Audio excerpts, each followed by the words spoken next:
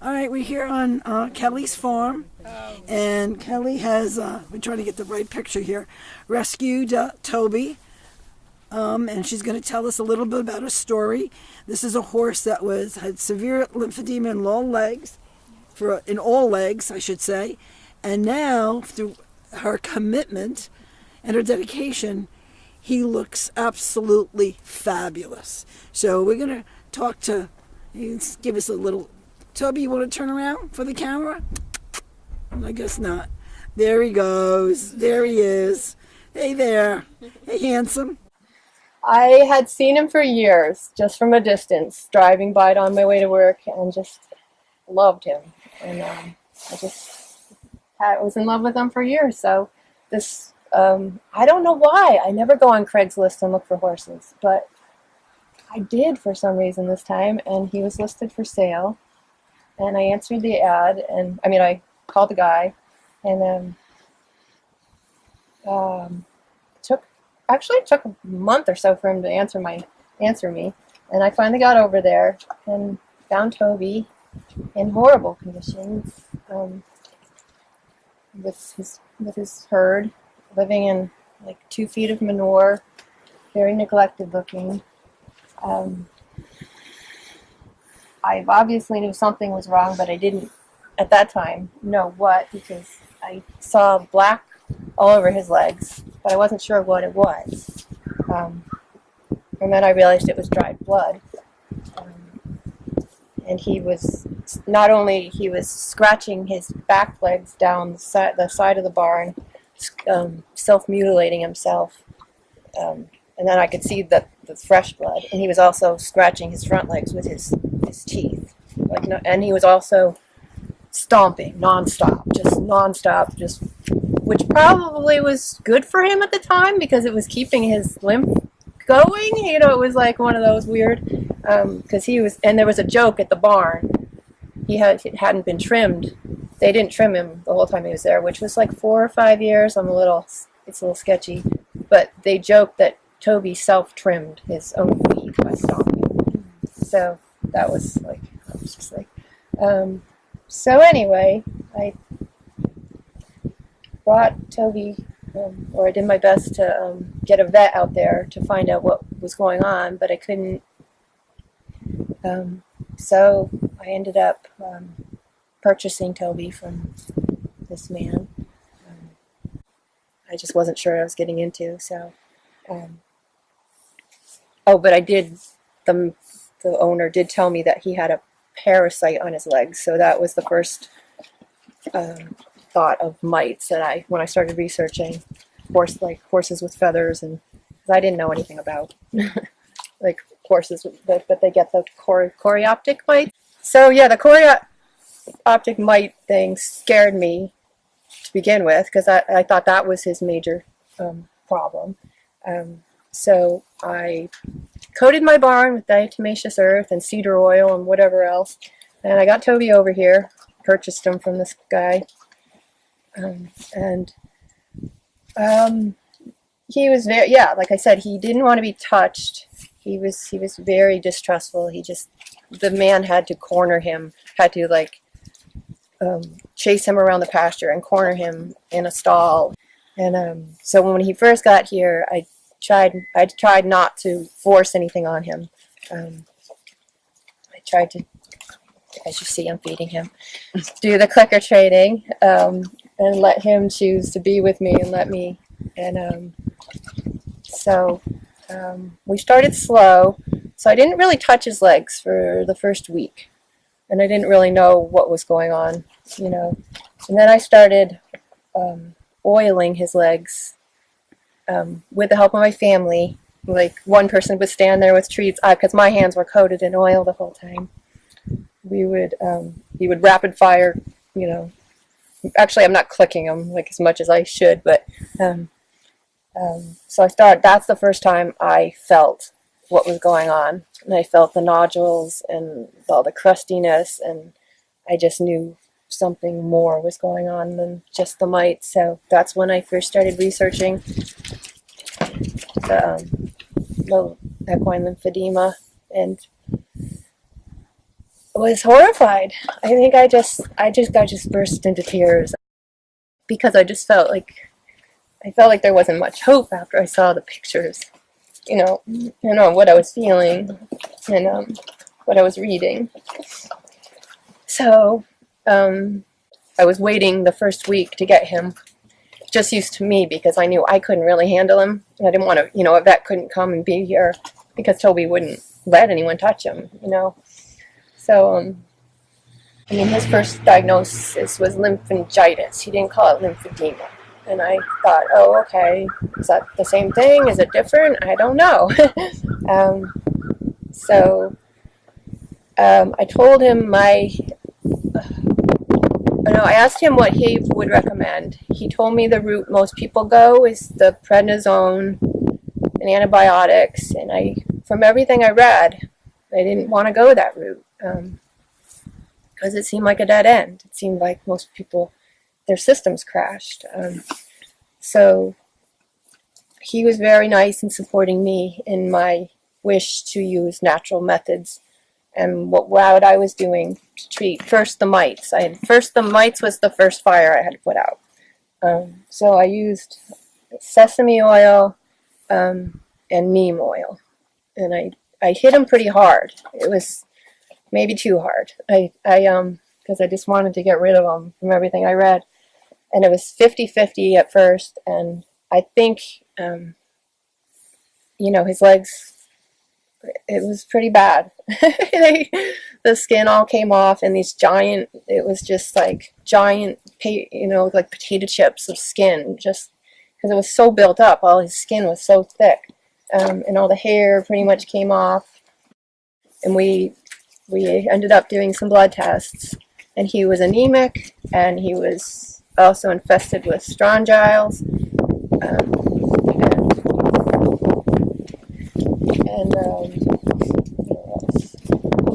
His immune system was pretty good. He was out grazing at this guy's house, so he was moving. He wasn't like super thin, but one of my first things I put him on was a super algae for his immune system, and I can't remember the name of it right now. And I put him on that, and I called a woman for Chinese herbs, and I put him on those, and I think I might have done too much too soon, and I think he had a bit of a healing crisis, and within a couple months he had this massive edema on the bottom of his stomach. It was like 20 inches by 12 inches, and it was like that thick, and it just hung down, and then his legs were all swollen. And first, when I was thinking of putting him down, because he was crashing. I think I couldn't get him. He couldn't get over that threshold into the barn. He would stand out here and just look miserable, and he was just so sore. And I started him on the Devil's Claw and a bunch of a Devil's Claw, like I think it's called Devil's Claw Plus. There's a for discomfort, but I didn't put him on anything else, and maybe I should have. But every time I would think about, I was feeling pressured because winter was coming, and I didn't know what to do with, I didn't want to get to into the winter, and there's logistics. I didn't know what to do. I didn't know if the ground was going to freeze, and I wouldn't be able to do what I had to do to, But I didn't, I think he just kept telling me, he kept showing me that he was okay, So I oiled his legs for, I think the last time I oiled him, I started to cut the neem oil down to less concentration.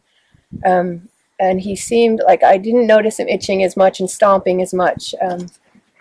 So I was pretty sure the mites were kind of on their way out, and I didn't think he could handle it. He got to the point where he was just like if I came near him with the oil, he wouldn't. And like I said, I didn't restrain him, and he let me oil him early on. It was like, but later he's like, we're done. So I think it was December, I stopped oiling his legs. Now, how often did you oil him? Twice a day, once a day? I alternated. I would do the fronts and the backs because he couldn't take me doing all four at once. He just couldn't take the whole. So I would do fronts one day, backs one day, fronts one day, backs one day. And I got to the point where I would do it just a couple of times a week when at the end. Yeah, we stopped the oiling. And then the snow hit. And his legs were just covered, and we could watch them appear, like sores appear. It was just, his skin was so sensitive from everything I had done to it, and for everything, the mites had done to it, that he was just, bloody. It was just like, so that's when I started the wrap adventure. As soon as I started wrapping him, a lot of the lymph got pushed up out too, so he started moving a little better. Then I started having more hope that we were going to continue on. He continued to have the edema on his stomach for many months, like through the winter, and his sheath swelled up. It was like the size, it was huge. It was like 2 grapefruits, or maybe more. It was like, it was really big, but that wasn't like my major concern. I knew it was related. So we got to the end of the winter, and he was doing a little better, but his lameness, he had a lameness in his left hind that just kept seeming worse and worse.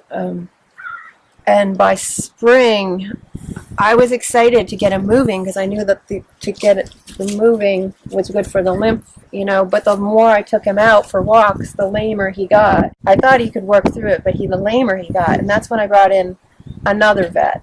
He would not let the farriers trim him, and he would not let me even go near his feet. Like if I, he just didn't want, you cannot try to pick this horse's foot up by force. Like if I say, oh, you ready?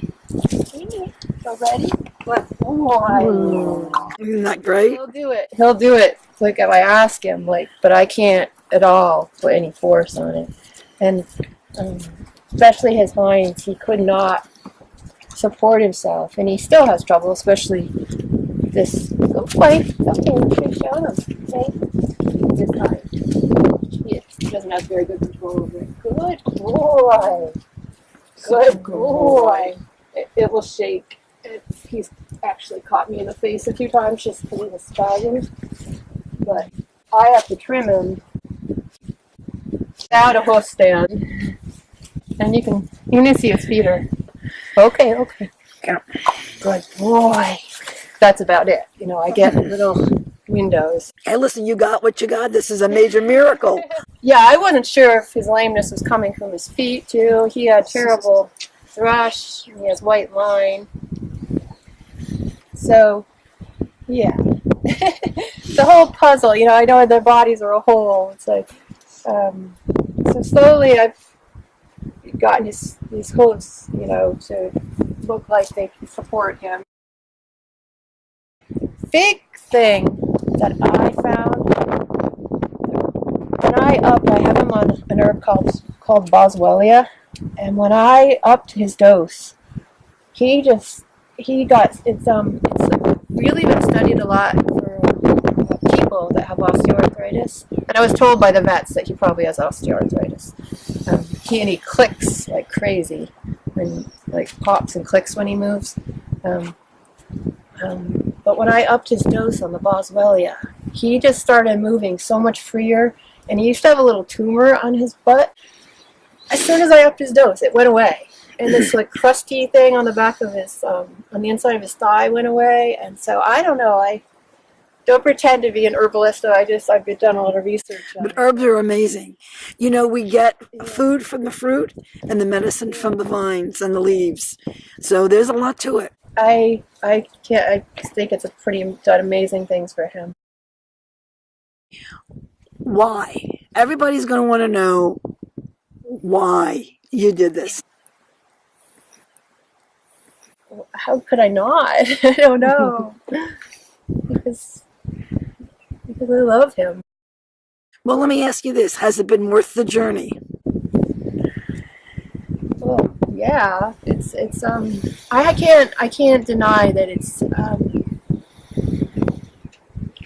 I can't deny that it's stressful. The amount of time I have 2 teenage daughters, and I have like all these other animals, and you know, and the amount of time it takes for me is a lot. So I feel guilty a lot. I feel guilty all the time I'm out here, you know, and I feel a little guilty the money I spend, but I hate that enters in my mind. But it's so worth it. Are you at peace with your decisions? I'm totally at peace with my decisions, and him being happy. When he first came, he was so angry and he was so distrustful.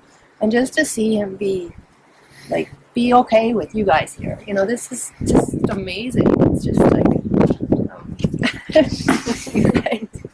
And I just like, you know, I don't know what it is he gives me. It's just something. He just makes my heart just like he always has when I first saw him, you know. But now even more. It's just something about Toby's magical. Let me ask you this: is there hope?